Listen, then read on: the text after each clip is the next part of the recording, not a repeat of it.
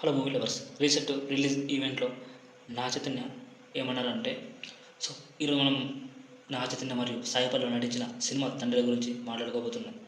ఈ సినిమా ఈ నెల 20న ప్రేక్షకుల ముందుకు వస్తుంది. దీనికి ముందు హైదరాబాద్లో ఒక గ్రాండ్ రిలీజ్ ఈవెంట్ నిర్వహించారు.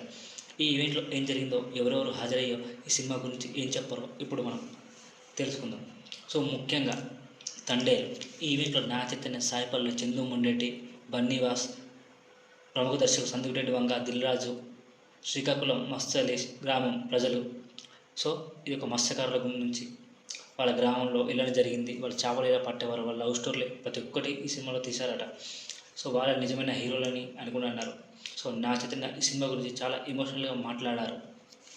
ఆయన అన్నారు, ఈ సినిమా కోసం నేను నా నిజ జీవితం నుంచి చాలా దూరం వెళ్ళాల్సి వచ్చింది. చందు మొండెట్టి నాకు కావాల్సినంత సమయం ఇచ్చారు. సాయి పల్లవితో నటించడం ఎల్లప్పుడూ ఆనందంగా ఉంటుంది. ఈ సినిమాకి నిజమైన రాక్ స్టార్ దేశీ ప్రసాద్ అని చెప్పాలి. ఆయన పాటలు ప్రేక్షకులను మెప్పించి ట్రెండింగ్లో ఉన్నాయి. 2 సాంగ్ 3 సాంగ్లో ప్రతిదీ ట్రెండింగ్లో ఉన్నాయి. సాయి పల్లవి ఈ సినిమా గురించి మాట్లాడుతూ, చందు మొండెట్టి నన్ను ఈ పాత్రలో ఊహించుకున్నారు. నా చైతన్య ఈ సినిమా కోసం పూర్తిగా ట్రాన్స్ఫర్మేషన్ అయ్యాడు. సో తన బాడీని, తన ఆకారాన్ని, తన ఆహారాన్ని, అలవాట్లని మార్చుకున్నాడు. సో తను ఎంతో పరిణతి చెందారు అని చెప్పింది. సో దర్శకుడు సందీప్ రెడ్డి వంగ ఈ సినిమా గురించి మాట్లాడుతూ, ట్రైలర్ పాటలు నెక్స్ట్ లెవెల్లో ఉన్నాయి, నాకు చాలా నచ్చాయి. నా చైతన్య నెక్స్ట్ లెవెల్లో యాక్ట్ చేసింది.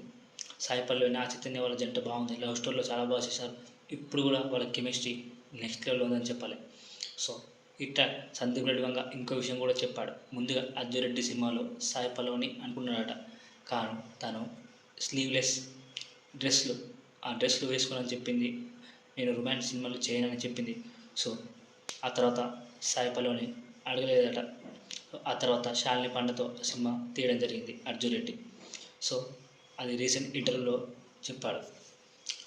సో అల్లు అర్జున్, దేశీ ప్రసాద్, గీత రచయితలు మరియు ఆ గ్రామ ప్రజలందరూ పాల్గొన్నారు. సో తండేల్ సినిమా ఇది ఒక మత్స్యకారుల జీవితం గురించి ఉంటుంది. సో వాళ్ళ ప్రేమలు ఏంది, అవేంటి, సో ఇలాగా వాళ్ళ లైఫ్ స్టైల్ ఎలా ఉంటుంది అనేది నెక్స్ట్ లెవెల్లో ఉంటుంది. ఎందుకంటే వాళ్ళు ఒకసారి పడవలోకి వెళ్తే 90 రోజుల దాకా, 30 రోజుల దాకా ఇంటికి రారట.